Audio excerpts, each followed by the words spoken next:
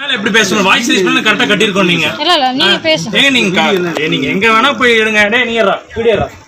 தள்ளி நில்லுங்க அங்க சைடு நில்லுங்க நீங்க எடுத்துக்கோங்க வீடியோ எடுத்து தள்ளி நில்லுங்க போ 3 டி இருக்குங்க போறீங்களா உள்ள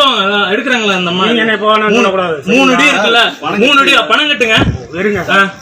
என்ன சத்தம் போடுற வேலையா இப்ப நீங்க நீங்க சத்தமா யார் சத்தம் போட்டது நீங்க சத்தமா யாரும் சத்தம் போட்டது இப்ப